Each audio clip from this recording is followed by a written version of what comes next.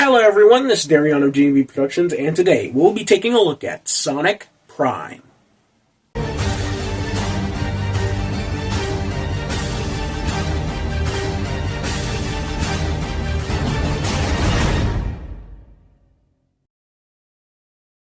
Sonic Prime first debuted on Netflix in December of 2022. The story centers around Sonic in a battle with Dr. Eggman, accidentally shattering an ancient gem called the Paradox Prism. The shattering of the prism causes Sonic's universe, and by proxy his friends, to shatter into different realities. So it's up to Sonic to learn to correct his mistake and save his home. To get something straight really quickly, the reason I waited quite a bit to talk about this show is because I wanted to go into it once the full season had come out. But Darion, what do you mean? The full season has been out since December! That's not what I meant, my friend. You see, Netflix has this tendency to list out an order of episodes for a TV show, namely animated ones, and they take those episodes and release them in separate chunks and label them as seasons. Don't directly quote me on this, but I think the reason for this practice is so they can receive revenue and benefits of having multiple seasons of a show. If I'm right on the money with that assessment, please let me know in the comments. This is a pretty shitty practice, as the folks working on the show are likely getting paid for one season worth of a show, while Netflix gains significantly more. Sonic Prime was listed to be a 23 to 24 episode story, and they released in 7 to 8 episode bits and labeled them as different seasons. So I wanted to make a video on it once all the episodes and the full story was complete. As of writing this script, the last 7 episodes of Sonic Prime have been released a few days ago, and the show overall is pretty disappointing.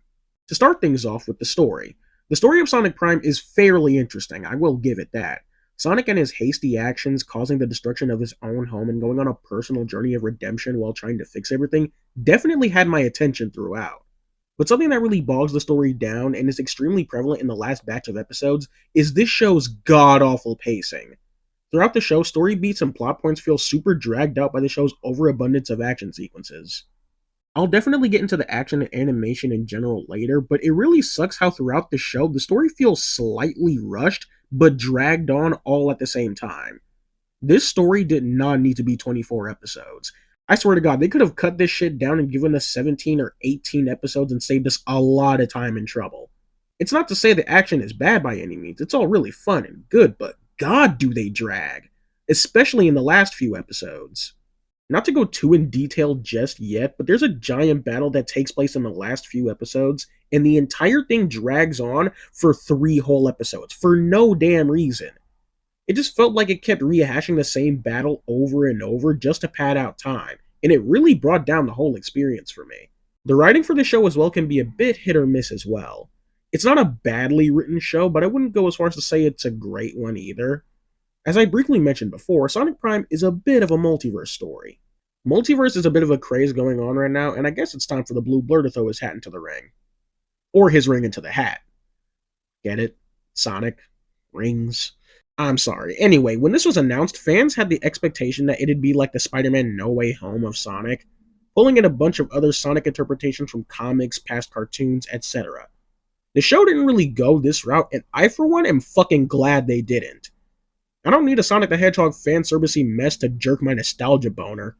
Despite the problems this show has, it has my utmost respect for attempting something original with this multiverse approach, as opposed to just giving something for Sonic fans to point and cheer at. That said, however, it still could have been handled a bit better. With the Paradox Prism shattered, each shard of the gem spun off and created their own different shatter universe, which are called shatter spaces. The different spaces go as follows. The red shard is in New York City, the blue shard resides in the No Place, the green shard resides in the Boss Cage Maze, the purple shard is in the Grim, and the yellow shard is in the Ghost Hill.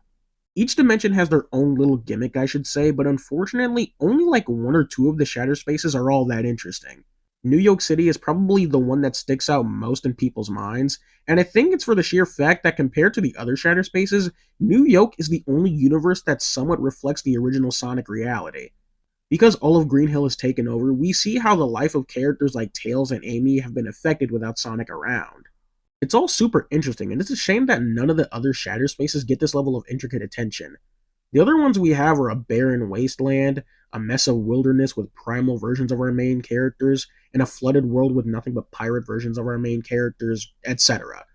They could have done more with these verses reflecting the main universe to make them more interesting, but they just didn't for some reason.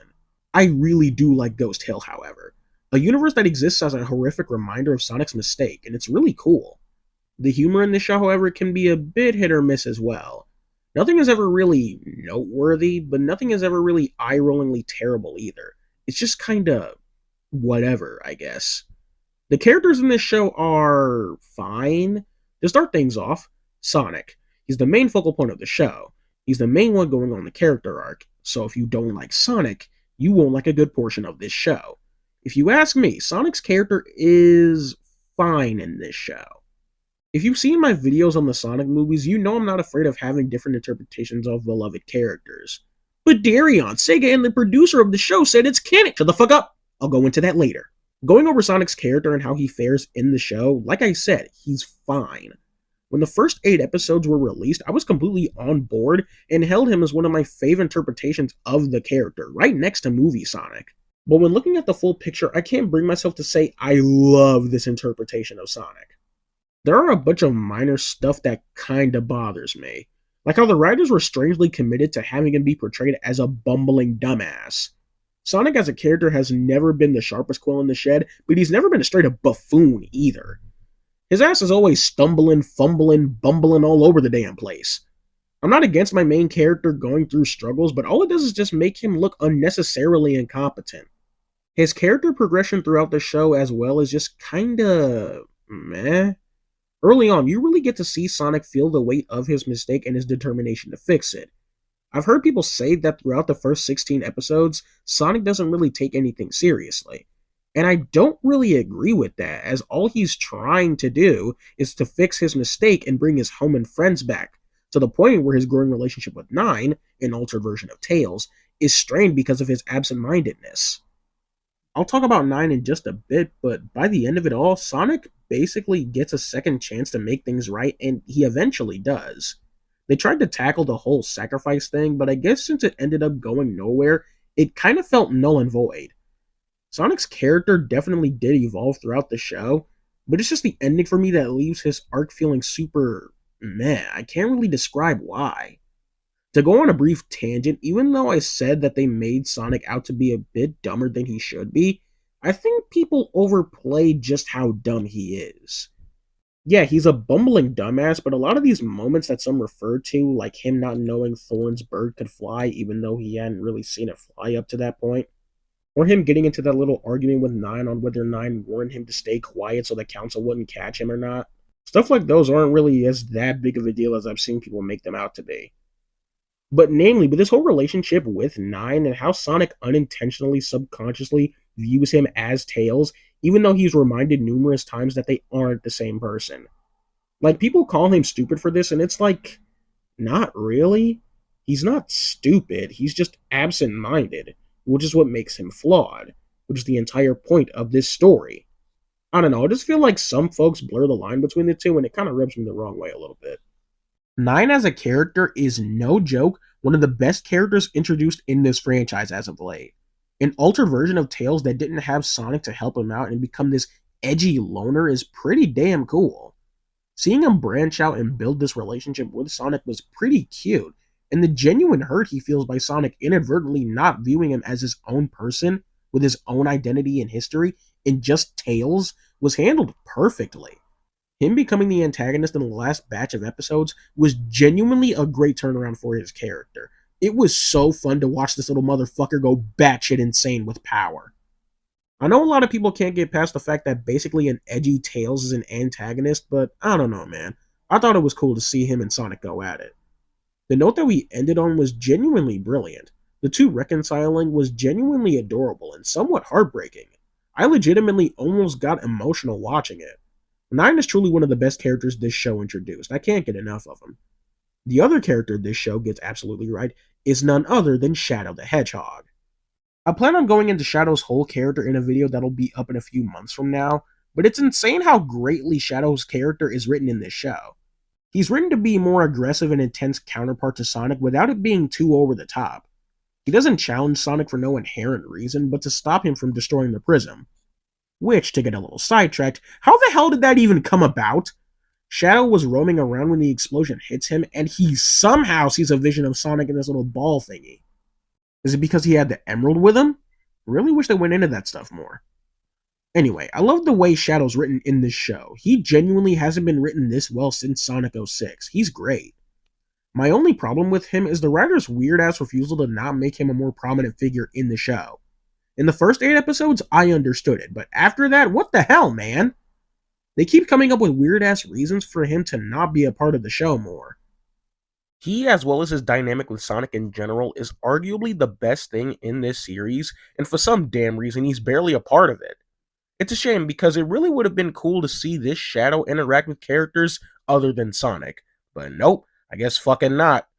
For the next bunch of characters, I'll be going over them by the world they reside in. The variations we get in New York City are pretty cool. Renegade Nux and Rebel Rouge were pretty fun. Nothing really noteworthy besides that, though. Nux had a cool Brooklyn accent, which I found pretty fun. Rusty Rose I found to be legitimately cool, and the character development she receives when interacting with the other alternate Amy's is pretty cute. Big across all of the Shatter Spaces is just okay. It's just nice to see him be a more prominent figure in recent media as of late. Now, the Chaos Council. The Council of Eggmen that took over this world. And they're fine. I don't think they're as bad as folks make them out to be, but they aren't perfect either. Something that's super weird is that they don't explain who these guys exactly are. They say they aren't family, but who are you niggas then? I'm just super hung up on the fact that an elderly, middle-aged, 20-something, a teenager, and a fucking baby managed to find and ally themselves with one another. People judge these guys as if they're the OG Eggman, and I think that's a bit of a bad lens to look at them from. I've seen people throw around the idea that each member of the council reflects a part of Eggman's personality, and there is some weight to that. Dr. Babel reflects his childish nature, Dr. Deep his showmanship, Mr. Dr. Eggman his intelligence, etc. By the way, all these names fucking suck. Mr. Dr. Eggman? Are you fucking kidding me? Dr. Dunnit, Dr. Don't? These all fucking suck. Why couldn't they all be egg-based? It would have been better and more consistent and somewhat funny, I think. Anyway, the reason I don't hang too much on that notion is the fact that it's never really focused upon too much. The council as a whole are decently entertaining, especially as shown time and time again that these altered Eggmen are terrible at working together, really reflecting how the real Eggman would kind of operate, which is kind of neat. My favorites have to be Doctors Deep and Babel. The baby gets a shit ton of hate, but I don't know, bro's a little fucking menace and I can't get enough of him. Deep as well is pretty cool too. Now for those in the Boss Cage maze. These guys are alright. Gnarly the Altered Nux is just a paranoid nut. Mangy is an absolutely adorable feral animal. Prim the Altered Rouge is pretty cool, and is the only alter that reflects the main Rouge's personality, weirdly enough.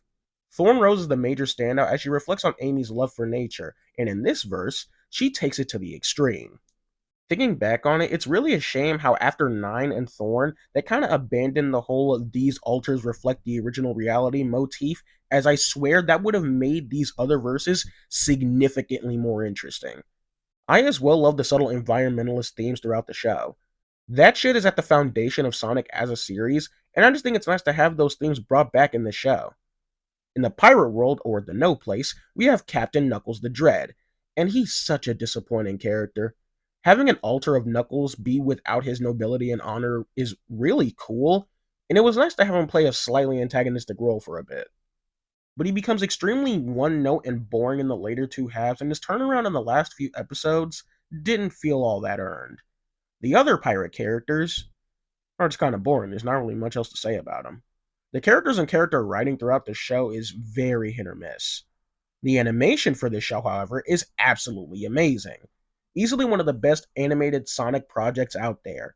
The animation is consistently smooth and fluid, and the action sequences are a ton of fun. The fights between Sonic and Shadow are easily some of the best in the franchise, as well as the various battles with the Chaos Council, the fight between Sonic and Nine, etc. Something I like about the action in this show is that it feels like it'd be right at home in a Sonic game. Like a good portion of the action has Sonic homing attacking to reach certain vantage points, chasing enemies and them to quickly dodge out of the way, and the final battle literally has Sonic creating platforms under his feet to run across. All this tells me is that Sonic Prime would have made a kick-ass video game. The voice cast in this show, sweet God almighty, everyone in this show is fucking perfect.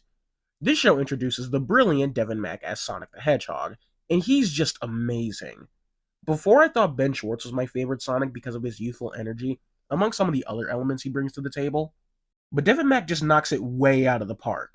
His performance feels indicative of Roger, that much is obvious, but also some slight inspiration from Ryan Drummond and strangely a bit of Jaleel White as well. He's just so great, and you bet your bippy I'll be on my hands and knees praying every single night for the chance he'll get to voice Sonic again. Not to mention, he also did the voice for a character I have yet to mention, the Chaos Council's robotic duplicate of Sonic, accurately named Chaos Sonic. The reception for this character has been mixed, but I fucking love this guy. I love this talkative, chaotic little shit so fucking much. Devin Mack's performance when voicing him is slightly indicative of Jaleel White's Sonic voice, and I love him so much for that. The name is Chaos Sonic, like regular Sonic, but with twice the charm and none of the failure. Failure? You've got the wrong hedgehog, pal. Au contraire, blue hair. I know a fox that might disagree with you. This dude literally showed up, easily became the best and funniest character in the show right next to Shadow the Hedgehog, and then died all in one episode. What a fucking legend. Ian Hanlon absolutely killed it as Shadow. He's easily the best Shadow we've had since David Humphrey in Sonic Heroes. I'm never really a fan of when Shadow has an overtly deep voice. It slightly ruins the character in my eyes whenever he does. Jason as Shadow was fine. Not bad, but not that good either. Kirk Thornton as Shadow is just too over-the-top edge for me to take seriously. Ian Hanlon strikes the perfect balance, and even though Devin Mack has said he has no desire to voice Game Sonic, Sega, for the love of God, make Ian Hanlon the voice for Game Shadow, for Christ's sake! Oh, and he also voices Big, which is pretty cool too. Everyone else does an exceptional job as well. Something cool about each performance is that each altered character is all voiced by the same actor, which brilliantly showcases their vocal range. Ashley Ball does a phenomenal job as Tails, and by proxy 9, as well as the other variants of Tails. I've said before that Sydney Robinson is my favorite Amy voice, but Shannon Chan Kent has honestly become a close second for me.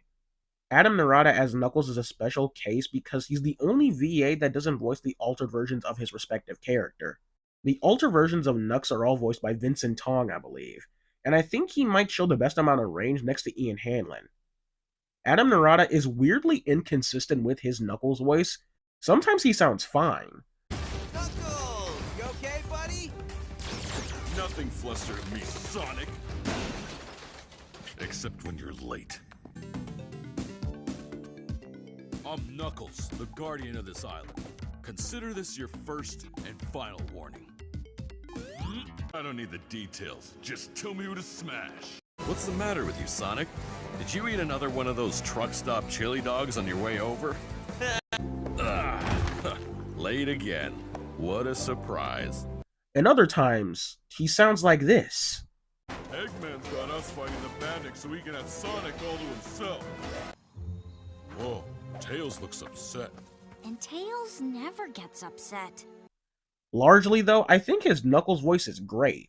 The best since the Adventure days, if you ask me. In fact, a lot of these guys are strangely reminiscent of the Adventure voice cast now that I think about it.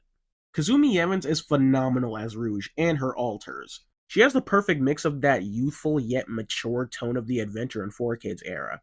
Brian Drummond also does a fantastic job as Eggman, and the few Chaos Council members that he voices.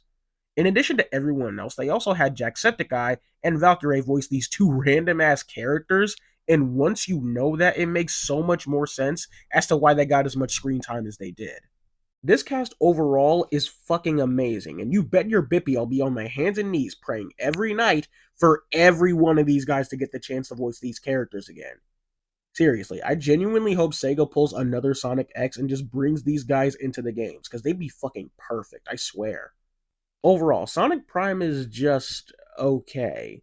It started off pretty strong with the story keeping me invested all throughout, but it's really brought down by the whack as hell pacing, the overabundance of action sequences that go on for way too long, the repetitive nature of the story, the attempts at humor are very hit or miss, and the character writing and progression could have used a lot more work.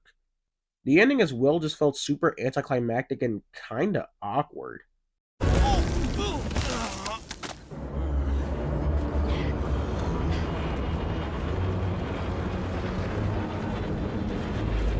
you gotta be kidding me. Okay, team, we gotta go fast! Such a strange way to end off a show. Not to mention the fact that we barely get any satisfying closure for Shadow or any of the other Shadow variants in their Shatter spaces. Shadow's last moment was cool as fuck, but we don't get any satisfying resolution to his character. Not that he really needed it, but I don't know, it still felt kind of weird. However, the animation and voice work was absolutely and positively superb, and while the character writing and progression wasn't perfect, a lot of the characters were decently enjoyable. The three Roses were all cute together, Shadow was fucking perfect, and Nine was great. Like I said, Sonic's story could have been done a bit better, but it was fine for the most part. Weirdly overdramatic antics aside. But overall, mainly I just found Sonic Prime to be a little disappointing. It's not a bad or terrible show by any means, but it started off so strong that it's a shame it ended on a bit of a whimper. Okay, so I'm going to go on a bit of a tangent real quick, and if you feel like sticking around for it, thank you very much. And if you don't feel like sticking around for it, please feel free to leave the video. Notice how throughout the entire video up to this point, I haven't really touched that much on the whole Sonic Prime canonicity thing. If you don't know, when the show was initially announced, Sega and producers behind the show were very adamant at the fact that this show is canon to the games. But any longtime Sonic fan would know, based off of how the show presents itself, that doesn't make any damn sense. Sonic not being used to fighting robots without flickies powering them. Green Hill being the home of Sonic and his friends. And no, Sonic fans, Green Hill is not in every single Sonic game. I see that as a defense for this story choice, even though the only time Green Hill was constantly used was during the 2010s, where it was constantly bashed for it. Sonic not being used to another robotic duplicate of himself, even though it had happened numerous times before. Sonic's personality in general just not lining up with his personality in the games, etc. None of this shit lined up with the games at all, and it's caused for a lot of discourse surrounding the show, on top of all the show's inherent problems. It's caused people to mainly focus on stuff like why Sonic's character isn't like how he is in the games, instead of judging the show based solely off of its own merits. And then there's me. When I watched the show and saw all these inconsistencies, I realized very quickly that this show was clearly meant to be written as its own story, separate from the games, that Sega for some damn reason wanted to shove the canon sticker onto. The reason I didn't bring any of that canon bullshit up is because it doesn't matter. Canon, not canon, whatever. It doesn't change how this show was written or made. The biggest thing that makes me realize this is that Sega can literally turn around tomorrow and just be like, oopsie poopsie, Sonic Prime isn't canon anymore, our bad, and it would change. Nothing about the show itself. I just feel like too many people are hung up on the wrong parts of this show. If it being canon affects it that much for you, then why don't you just do the simple thing and just view it as its own separate piece of media separate from the games?